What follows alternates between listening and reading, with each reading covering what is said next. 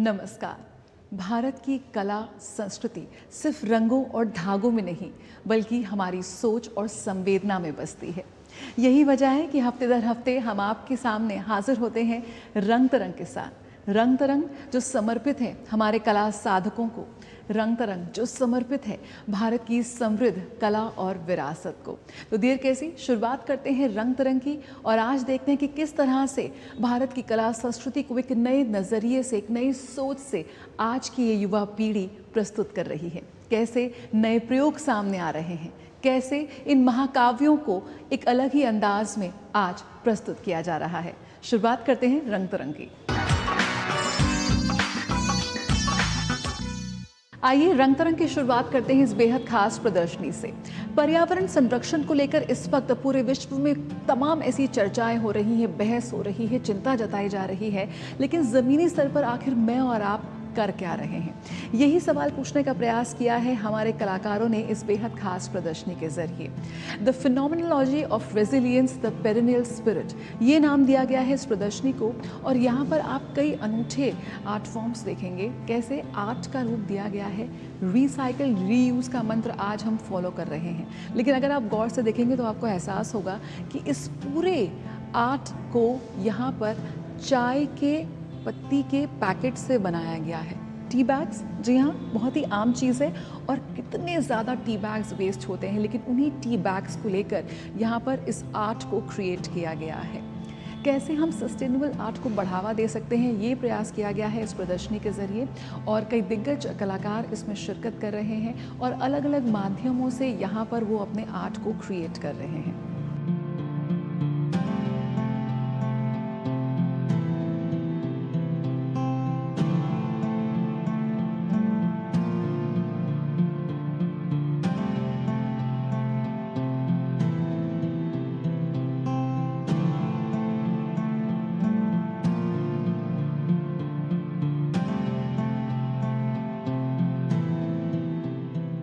बेकार पड़े सामान को, कबाड़ को, कागज़ को, गाय के गोबर को, यहाँ मेरे पीछे देख सकते हैं सर्जिकल वेस्ट तक को आर्टिस्ट ने कला का रूप दे दिया है। और यहाँ पर के.जी. सुब्रमण्यम, अमृता शेरगिल, ए. रामचंद्रन सरीखे दिग्गज कलाकारों ने प्रकृति से जुड़े अपने अनुभवों को कैनवस के माध्यम से इस प्रदर्शनी में प्रस्तुत किया है।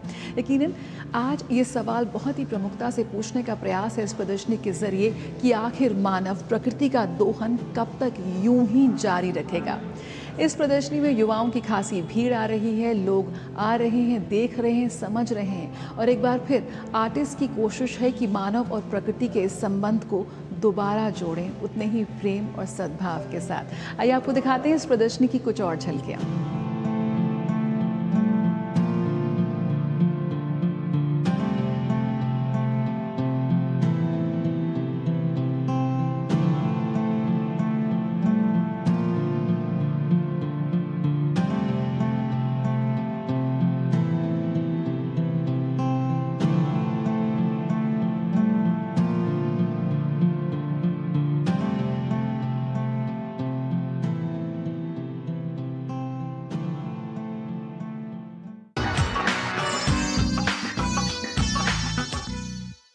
हाल ही में राजधानी दिल्ली के सांस्कृतिक मंच पर कला, भक्ति और प्रेम का अनोखा संगम देखने को मिला। हर बार गीता गोविंद राधा कृष्ण के दिव्य प्रेम, उनके विरह और मिलन की गहराई को हम तक पहुंचाती है। आइए आपको एक बार फिर ले चलते हैं उसी अलौकिक दुनिया में।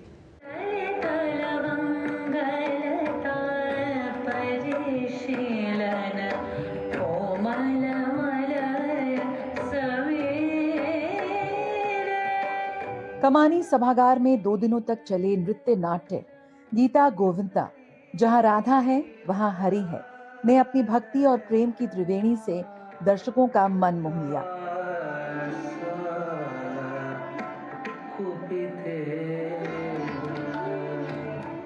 12वीं सदी के अमर काव्य गीत गोविंद पर आधारित इस कार्यक्रम का निर्देशन शिवम साहनी ने किया, जिन्होंने पौराणिक कथा को आधुनिक शैली में बेहद खूबसूरती से प्रस्तुत किया। पूरे गीत गोविंद के ड्रामेटिक आर्क को दिखाना बहुत दुर्लभ चीज़ है, शायद ही कभी हुआ होगा। तो इसी विचार को मन में लेकर हम आज ये नृत्य नाटिका आप सभी के समक्ष प्रस्तुत कर रहे हैं। सखी राधा और कृष्णा के बीच में जो गैप होता है उसको ब्रिज करती हैं। उनकी फीलिंग्स, इमोशंस, मिसअंडरस्टैंडिंग्स को वो एक दूसरे तक पहुंचाती हैं और उन दोनों को साथ लेके आती हैं। लगभग 1.5 घंटे के इस नाटक में राधा, कृष्ण और सखी के बीच प्रेम, बिछोह और मिलन के दृश्यों को सजीव कर दिया गया। कलाकारों के सधे हुए भावों ने दर्शकों को मंत्रमुग्ध कर दिया।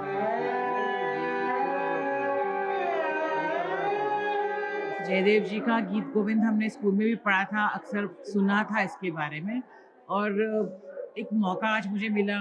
साक्षात कृष्ण जी की दर्शन जैसे मुझे लगा। राधा और कृष्ण की जो कथा थी इतनी सुंदर तरीके से, और जो गायन था स्पेसिफिकली शुभा मुद्गल जी ने जिसको पिरोया है, तो बहुत ही अद्भुत एक अनुभव रहा है। और मुझे ऐसा लग रहा है कि मैं बहुत ही कृष्णमय हो गई हूँ। आमतौर पर गीत गोविंद के सभी हिस्सों को एक साथ नहीं दिखाया जाता, लेकिन इस मंचन में मूल 24 में से 17 अष्टपदियों को एक सिलसिलेवार कहानी के रूप में पिरोया गया, जो अपने आप में एक दुर्लभ उपलब्धि थी।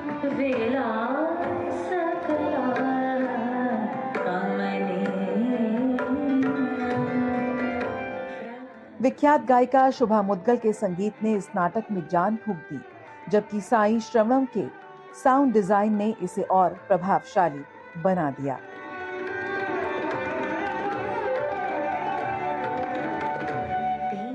गीता गोविंदा, एक कालजयी महाकाव्य का ये आधुनिक पुनर्जन्म यकीनन दर्शकों के लिए लंबे समय तक यादगार रहेगा।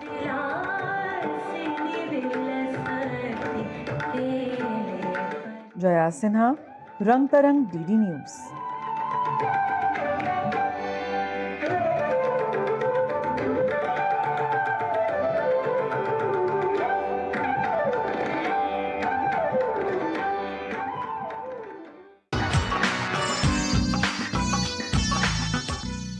मेरे पीछे आप देख सकते हैं आर्टिस्ट नंदिता मुकुंद की इतनी खूबसूरत ये कृति। अगर आप इसके करीब जाएंगे तो आपको एहसास होगा कि नंदिता ने बेकार पड़ी चीज़ों के अंदर रंग भरकर और अपनी सोच से, अपनी क्रिएटिविटी से इतना खूबसूरत ये आर्ट वर्क तैयार किया है। यही तो है आर्टिस्ट की सोच और उसकी सृजनशीलता। इसी कड़ी में आइए आपको ले चलते हैं एक बेहद खूबसूरत प्रयोग को दिखाने, जहाँ पर हमें देखने को मिला कला और फैशन का एक अनूठा संगम।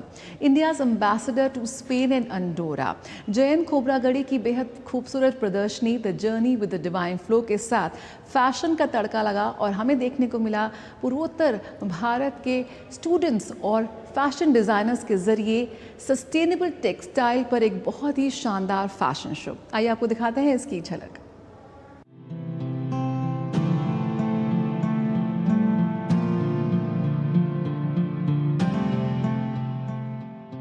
हाल ही में नई दिल्ली के ट्रैवनकोर पैलेस में एक ऐसे फैशन शो का आयोजन किया गया, जहां कला और अभिव्यक्ति का एक अनूठा संगम देखने को मिला। सस्टेनेबल टेक्सटाइल्स के थीम के साथ ये फैशन शो में ऐसी प्रस्तुति रही मानो कला और अभिव्यक्ति ने एक दूसरे का हाथ थाम लिया हो। ये सिर्फ एक फैशन शो नहीं था, बल्कि एक सोच थी, संस्कृति को परिधान कला में ढालने की, यानी भारतीय संस्कृति और हैंडलूम को एक श्रेष्ठ समकालीन और वैश्विक पहचान देने की। ये भव्य फैशन शो भारत के स्पेन और अंडोरा में राजदूत जयंत खोबरागढ़ी की प्रदर्शनी journey with the divine flow के अंतर्गत आयोजित किया गया। ये फैशन शो एक ऐसा प्रयास था जिसमें खूबसूरती केवल परिधान में नहीं, बल्कि विचार में भी झलक रही थी। This year we are celebrating, India-Spain dual year on culture, tourism and artificial intelligence. So ये fashion is also an important part of culture. So this will act as a curtain raiser. और उन्होंने क्या किया है कि ये जो जैसे यहाँ पे मेरे पेंटिंग की प्रदर्शनी लगी हुई है, तो उन्होंने ये थीम लिया है और जो सस्टेनेबल टेक्सटाइल उसके ऊपर वो फैशन शो फोकस्ड है और they are going to use color palette of my paintings, इस कार्यक्रम का संयोजन north east institute of fashion technology द्वारा किया गया, जहां पर उभरते मॉडल्स और डिजाइनर्स को एक मंच मिला। यकीनन उनकी प्रस्तुतियों में एक सहज आत्मविश्वास साफ झलक रहा था।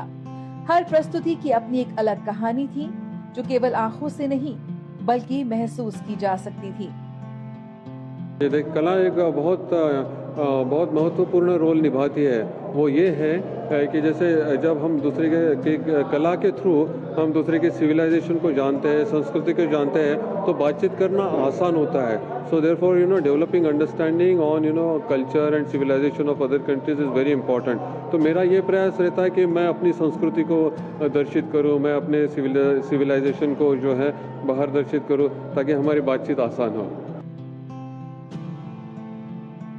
शुरुआती खंड में भारतीय पारंपरिक परिधानों को प्रमुखता दी गई, जिसमें सूट, लहंगा और साड़ीज प्रमुखता से मॉडल्स ने प्रेजेंट की।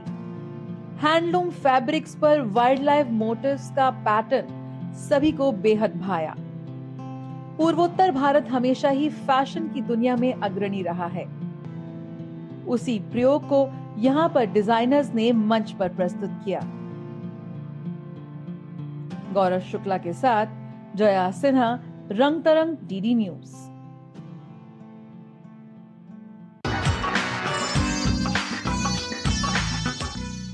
महाभारत हम सभी ने ना जाने कितनी बार देखा और पढ़ा है, लेकिन क्या कभी आपने महाभारत को द्रौपदी के दृष्टिकोण से समझने का प्रयास किया? शायद तस्वीर पूरी तरह से अलग नजर आएगी और यहाँ पर महाभारत में आपको युद्ध, धर्म और सत्ता से ज़्यादा अपमान, न्याय और स्वाभिमान की कहानी नजर आएगी। कुछ ऐसा ही देखने को मिला हाल ही में राजधानी दिल्ली में एक बेहद खूबसूरत नृत्य नाटिका में, Draupadi's Mahabharata, an epic that began with her. यहाँ पर मधुलिता मोहपात्रा ने ओडिसी नृत्य के माध्यम से महाभारत को द्रौपदी के दृष्टिकोण से प्रस्तुत किया।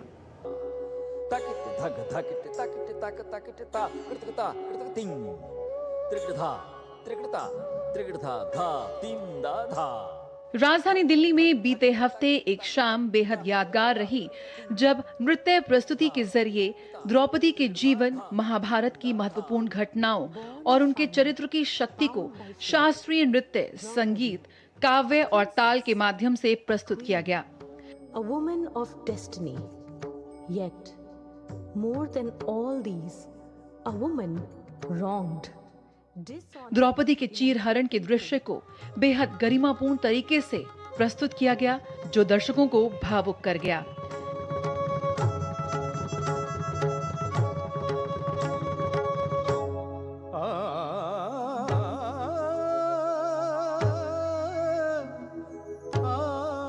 ये मौका था नृत्यांतर नृत्य मंडली द्वारा Draupadi's Mahabharata, the epic that began with her के भव्य मंचन का।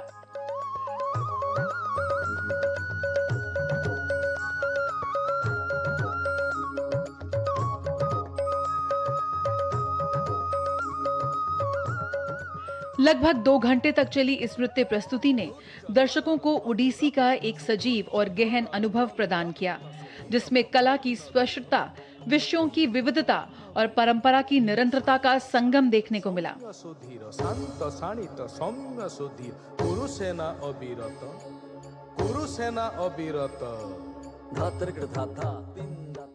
ओडिसी परंपरा से प्रेरित ये प्रस्तुति महाभारत को द्रौपदी की दृष्टि से एक स्त्री, रानी, साक्षी और इस महाकाव्य की अंतरात्मा के रूप में प्रस्तुत करती है, जहां द्रौपदी की आवाज ओडिसी की भावपूर्ण प्रस्तुति को भाषा के माध्यम से इस कालजयी महाकाव्य को जीवंत कर देती है।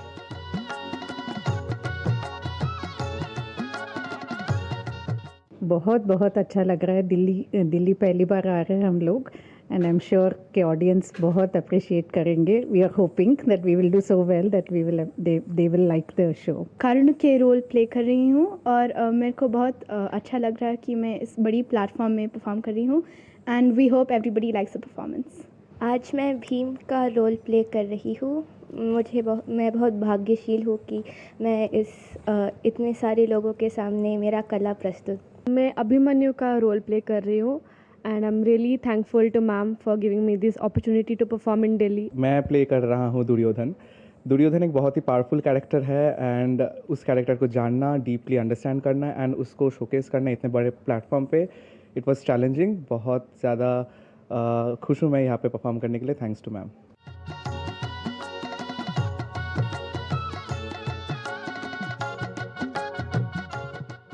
ये प्रस्तुति महाकाव्य के निर्णायक प्रसंगों जैसे द्रौपदी का स्वयंवर, शकुनी के घातक पासे का खेल, कौरव सभा में उसका सार्वजनिक अपमान, लंबा और विनाशकारी युद्ध और उसके बाद का भयावह परिणाम को अलग अलग घटनाओं के रूप में नहीं बल्कि एक सतत यात्रा के रूप में प्रस्तुत करती है।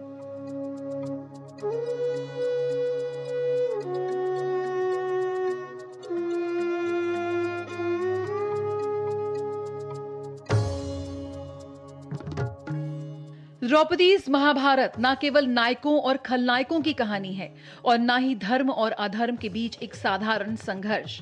ये मानवता के सामने रखा गया एक दर्पण है जो न्याय, उत्तरदायित्व का प्रश्न उठाता है।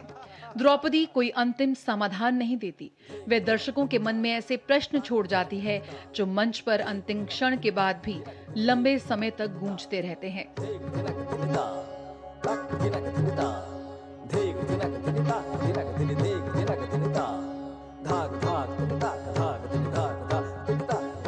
इस प्रस्तुति का नेतृत्व मधुलिता महोपात्रा ने किया, जिन्हें कई पुरस्कारों से सम्मानित किया जा चुका है। महर्षि व्यास द्वारा रचित महाभारत से प्रेरणा लेते हुए इस कथा को संस्कृत में बालचंद्र भट्ट और उड़िया में केदार मिश्रा के काव्यात्मक योगदान से समृद्ध किया गया।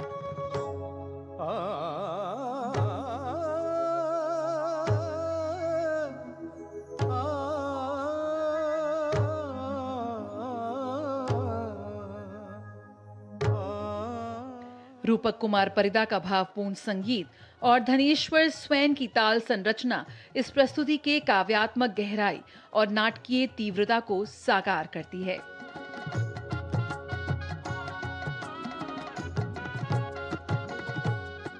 रंग तरंग के लिए रेशमा के साथ गौरव शुक्ला की रिपोर्ट।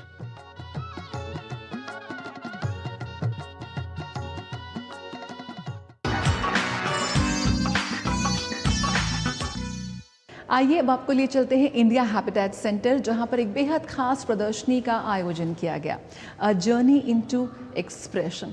ये प्रदर्शनी इसलिए खास थी क्योंकि इस प्रदर्शनी के जरिए दिव्यांग महिलाओं की कला को मिली एक नई पहचान।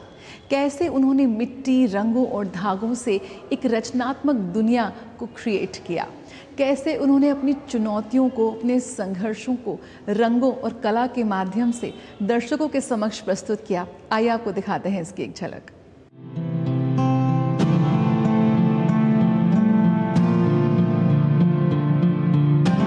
कुछ आवाजें शब्दों से नहीं, एहसास से जन्म लेती हैं। कुछ कहानियां बोली नहीं जाती बल्कि महसूस की जाती हैं। नई दिल्ली के इंडिया हैबिटेट सेंटर के ओपन पाम कोर्ट में सजी ये एग्जीबिशन सिर्फ कला का प्रदर्शन नहीं बल्कि एक ऐसी यात्रा है जहां दिल अपने सच्चे रूप में सामने आता है। A journey into expression, what is love, यानी इजहार की एक ऐसी राह जहां प्यार सिर्फ एक शब्द नहीं बल्कि जीने का एक एहसास बन जाता है।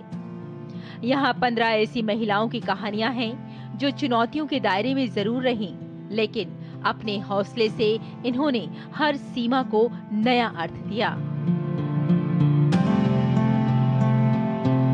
मधुमिता जी ने इस प्रोजेक्ट के बारे में सोचा था एंड देन हम आर्टिस्ट हैं जिनको कि इस प्रोजेक्ट के अंदर उन्होंने इन्वॉल्व किया है। हम तीनों अलग अलग फील्ड से हैं। मैं टेक्सटाइल्स का काम करती हूँ, टेक्सटाइल आर्ट का काम करती हूँ। सुपर्णा जी सेरेमिक्स का हैं और सुजाता जी पेंटर हैं, आर्टिस्ट हैं। तो हम सब ने अपने अपने तरीके से इन सबको इन महिलाओं के साथ, इन लड़कियों के साथ बैठ के काम किया है।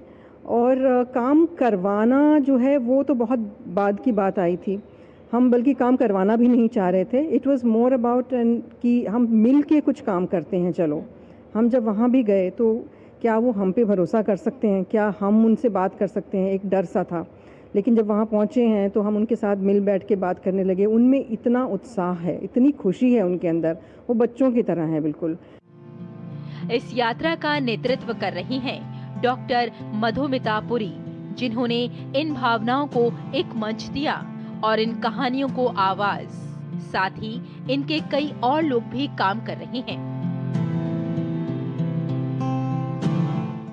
सोसाइटी फॉर चाइल्ड डेवलपमेंट विकलांग व्यक्तियों के साथ काम करते हैं और हमारी कोशिश है कि जो मौका आप और हमें मिला है उन्हें भी मिले। और हमने देखा है कि ये जो आर्ट एंड क्राफ्ट या कला जो है, जो हमारे देश का एनीवे इतनी बड़ी खूबी है, उन तक पहुँचाए तो उनका जीवन भी संवर जाता है। एजुकेशन, स्किल डेवलपमेंट, आमदनी, हमारी कोशिश यही है कि उन तक भी पहुँचे। जो इस प्रोग्राम में शामिल थे वो एक और गवर्नमेंट रन शेल्टर के औरतें थे जिनके साथ हम पिछले 15 साल से काम कर रहे हैं। कलाकार सुपर्णा अरोड़ा और कलाकार शालिनी दत्त के मार्गदर्शन में इन हाथों ने सिर्फ कला नहीं रची, बल्कि अपने भीतर छुपी दुनिया को एक नया आकार दिया। सबसे पहले तो उन्हें चूल्हा चौका बनाना था सबको, कि मैं चकला बना देती हूँ, मैं बेलन बना देती हूँ, मैं चूल्हा बना सकती हूँ। फिर फर्स्ट डे के बाद जब मैं सेकेंड डे गई तो मैंने कहा चलो कुछ और सोचते हैं। तब एक ने बोला मैं हाथी बनाऊँ, और उसके बाद बाकी 3-4 भी बोली हम भी हाथी बनाएंगे। और फिर जो उन्होंने हाथी बनाए हैं वो सब आपने देखा ही है काम में।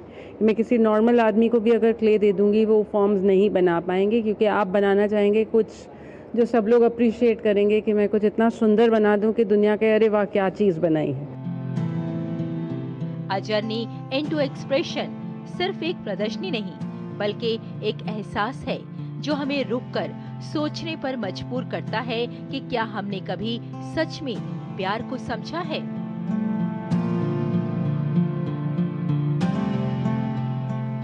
रेशमा की रिपोर्ट, रंग तरंग के लिए डीडी न्यूज।